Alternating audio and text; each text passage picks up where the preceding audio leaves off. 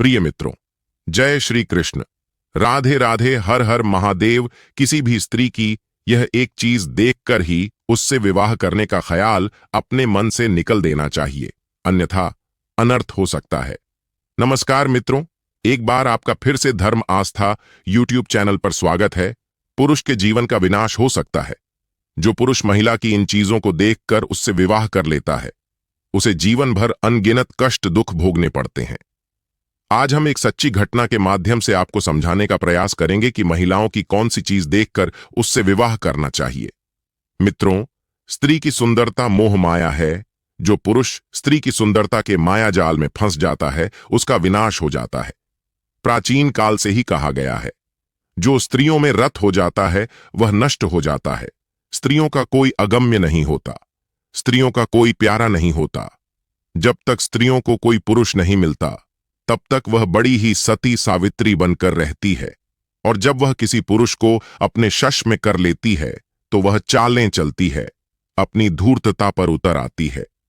इसीलिए विद्वान आर्षि मुनि भी कहते हैं कि बुद्धिमान मनुष्य को स्त्रियों से दूर ही रहना चाहिए। जो खुद का कल्याण चाहता है, जो परम पद की अभिलाषा रखता है, वह अपने मुख से किसी स्त्री का नाम भी न ले, क्योंकि स्त्रियां पाठिकान हैं, या तो इनका कोई प्यारा नहीं होता।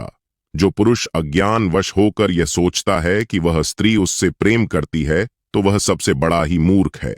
ऐसे अज्ञानी पुरुषों के साथ महिलाएं खेल करती हैं, पंख नचे हुए तोते के समान उनके जीवन को बर्बाद कर डालती है। मित्रों, इस विषय में प्राचीन कथा मिलती है, जिसे सुनकर आपको आज पता चल जाएगा कि स्त्री की किन किन चीजों को देखकर पुरुष को विवाह करना चाहिए। आगे की कहानी को जानते हैं गुरुजी के माध्यम से। नमस्कार दर्शक मित्रों, स्वागत है आपका। हमारे तो जल्द ही सब्सक्राइब कर लीजिए और कमेंट बॉक्स में जय श्री राम, जय हनुमान, साथ ही देवों के देव हर हर महादेव अवश्य लिखिए। दोस्तों, प्राचीन काल की बात है। मध्य प्रदेश में एक अत्यंत शोभायमान भव्य नगरी थी। उस नगरी में एक धनी सेठ रहता था, जो चीजों को बेचकर धन कमाता था। उस सेठ की एक बहुत ही सुंदर बेटी थी, जिसका नाम मोहिनी था।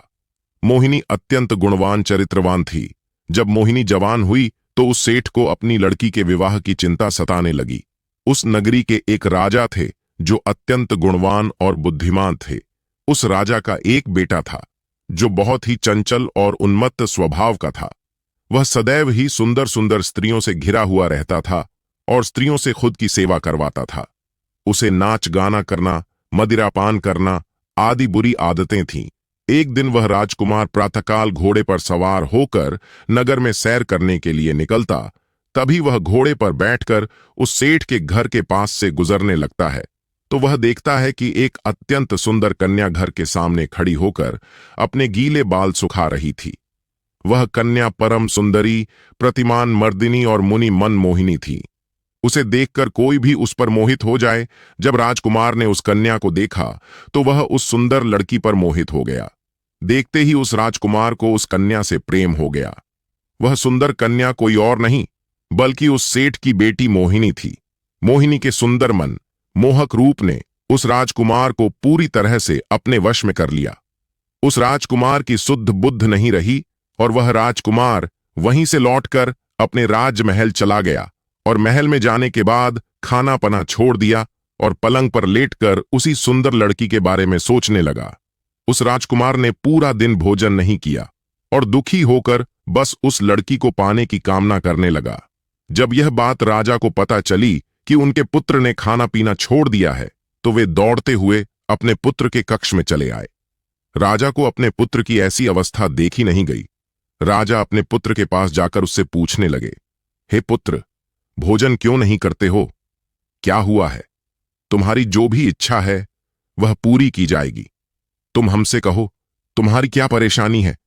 तब वह राजा का पुत्र कहने लगता है, हे पिताश्री, आज जब मैं घोड़े पर बैठकर सैर करने के लिए नगर में गया था, तो मुझे एक अत्यंत सुंदर कन्या दिखाई पड़ी, जिसे देखते ही मुझे उससे प्रेम हो गया है। मैं उस कन्या से विवाह करना चाहता हूं। यदि उस कन्या से मेरा विवाह ना हुआ तो मैं अपने प्राण त्याग दूंगा। फिर महाराज कहते हैं, हे पुत्र, तुम चिंता न करो। तुम्हारा उस कन्या से विवाह न कर सकूं तो मैं तो तुम्हारा पिता कहलाने के योग्य नहीं। हे पुत्र, तुम बिल्कुल भी चिंतित ना हो। मैं आज ही उस सुंदर कन्या के पिता से तुम्हारे विवाह की बात करता हूं। वह मना नहीं करेगा। राजा उसी समय अपने मंत्रियों से कहकर उस कन्या के बारे में पता करने को कहते हैं। सभी मंत्री पता करते हैं कि वह एक सेठ की कन्या है। फिर सभी मंत्री महाराज को उस सेठ के बारे में बताते हैं, तो महाराज उस सेठ को राजमहल में बुलता है। जब वह सेठ राजमहल में आता है तो महाराज उस सेठ से कहने लगते हैं, हे सेठ, हमारे राजकुमार को तुम्हारी पुत्री से प्रेम हुआ है। वह तुम्हारी कन्या से विवाह करना चाहता है। यह बात सुनते ही वह सेठ बहुत प्रसन्न हुआ और कहने लगा, हे महाराज, यह तो मेरा सौभाग्य है कि राजकुमार को मेरी बेटी पसंद आई है। मेरे लिए यह बड़ी ही खुशी की बात है। मैं अभी घर जाकर अपनी पुत्री को यह खुशखबरी सुनाता हूं और उसकी इच्छा पूछकर आता हूं। इतना कहकर वह सेठ चला गया और घर जाकर उसने अपनी बेटी मोहिनी को यह सारी बात बता दी। सेठ कहने लगा, हे पुत्री, तुम पर तो साक्षात लक्ष्मी की कृपा हुई है। तुम्हारे ऊपर आज मेरे जीवन की सारी चिंताएं समाप्त हुई हैं, क्योंकि राजकुमार को तुम पसंद आ गई हो और वे तुमसे विवाह करना चाहते हैं। इतना सुनकर मोहिनी आश्चर्य में पड़ जाती है और उसे सारी बात समझ में आती है। मोहिनी को पता होता है कि राजकुमार को उससे प्रेम नहीं है, बल्कि उसके सुंदर रूप से प्रेम हो गया है और वे उसके सुंदर रूप को पाना चाहते हैं। फिर मोहिनी अपने पिता से कहती है, हे पिताजी, यदि आपको भी यह रिश्ता पसंद है तो मुझे भी पसंद है। मैं आपकी आज्ञा का पालन करके राजकुमार से विवाह कर लूंगी, लेकिन मैं उस राजकुमार से एक बार मिलना चाहती हूं। इसीलिए आप जाइए और राजकुमार से कहिए कि वे अगले सोमवार को मिलने के लिए आ जाएं और वे चिंता ना करें। मैं उनसे विवाह अवश्य करूंगी। वे सब चिंताओं का त्याग करके भोजन ग्रहण करें। फिर वह सेठ राजमहल में जाता है और यह खबर राजकुमार को सुनाता है। फिर तो वह राजकुमार बहुत खुश हो जाता है। इधर मोहिनी अपने घर के नौकर से कहकर जमाल गोटा मंगवाकर लाती है। वह उस जमाल गोटा को भोजन में डालकर खा लेती है। फिर क्या मोहिनी को दस्त पर दस्त होने लगे। जो दस्त होते उसे से वह एक सुंदर पीतल की बाल्टी में भरकर रखती थी और उस पर रेशमी मुलायम कपड़ा डालकर ढक कर रख देती थी। ऐसा उसने प्रतिदिन किया। वह रोज जमाल गोटा खाकर भोजन करती और फिर दस्त पर दस्त होने पर अपनी विस्ता को वह पीतल की बाल्टी में भरकर उस पर रेशम का कपड़ा बिछाकर रख देती थी। देखते ही देखते कुछ ही दिनों के भीतर 2 से 3 बाल्टी भर के विष्ठा जमा हो गया और उसने उन सभी बाल्टियां को एक लाइन में रख दिया। जमाल गोटा के कारण सेठ की कन्या की हालत बहुत खराब हो गई। उसका चेहरा सूख गया, उसके गाल बैठ गए, उसका चेहरा किसी भूतनी की तरह दिखने लगा। फिर उस सेठ की पुत्री ने एक टूटी हुई चारपाई पर गद्दा बिछा दिया और उस गद्दे पर उसने थोड़ा सा पाखाना छिड़क दिया, जिसका कारण से उस गद्दे से बहुत ज्यादा गंदी बदबू आने लगी। फिर वह मोहिनी उसी चारपाई पर सो गई। इतनी तैयारी करने के बाद मोहिनी ने अपने पिता को बुलाया और कहा, हे पिता श्री, आज सोमवार है। आज ही के दिन मैंने राजकुमार को बुलाया है, इसीलिए आप जाइए और उस राजकुमार को बुलाकर ले आइए। फिर वह सेठ राजमहल जाता है और उस राजकुमार को प्रार्थना करने लगता है, हे राजकुमार, आज ही के दिन मेरी कन्या ने आपको मिलने के लिए बुलाया था। कृपया आप हमारे साथ चलिए। वह राजकुमार तैयार होकर ही बैठा था। वह बड़ी बेसब्री से इस दिन का इंतजार कर रहा था। वह शीघ्रता से उस सेठ की कन्या से मिलकर उसे बाहों में भरना चाहता था, उस पर प्यार लुटाना चाहता था। उस राजकुमार के मन में मोहिनी का रूप झलक रहा था। वह बार बार मोहिनी के सुंदर रूप को याद करके प्रसन्न होने लगा था। वह उसे आलिंगन देने की कल्पना भी कर रहा था। फिर वह राजकुमार उस सेठ के साथ उसके घर पर जाता है। वहां उस सेठ की कन्या मोहिनी राजकुमार का इंतजार कर रही होती है। जैसे ही राजकुमार उस सेठ के घर में घुसता है तो उसे बहुत ही गंदी बदबू आने लगती है। उस गंदी बदबू से उसका दिमाग छड़ने लगा, लेकिन उसे मोहिनी से बहुत प्रेम था, इसीलिए वह चुप रहा और कुछ न बोला।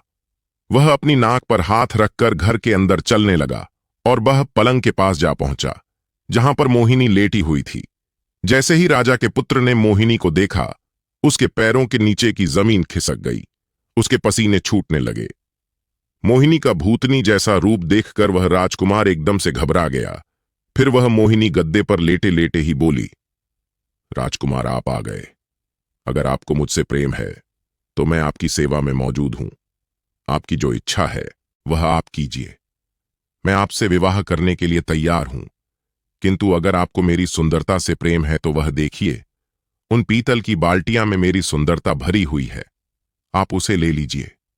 राजकुमार का मुख सूख चुका था और मोहिनी की बात सुनकर वह पीतल की चमकदार बाल्टिस्तान सड़ा हुआ पाखाना नजर आता है, जिसे देखते ही राजकुमार अपनी नाक दबाकर वहां से भाग निकलता है। सेठ के घर से बाहर निकलकर वह तुरंत ही घोड़े पर बैठकर अपने राजमहल को भागा। वहां पहुंचकर उसने न की सांस ली। अब उसे पता चल चुका था कि यह संसार मोह माया है, जैसा दिखता है वैसा नहीं होता है। उसे संसार की और विषयों की असलियत मालूम हो गई।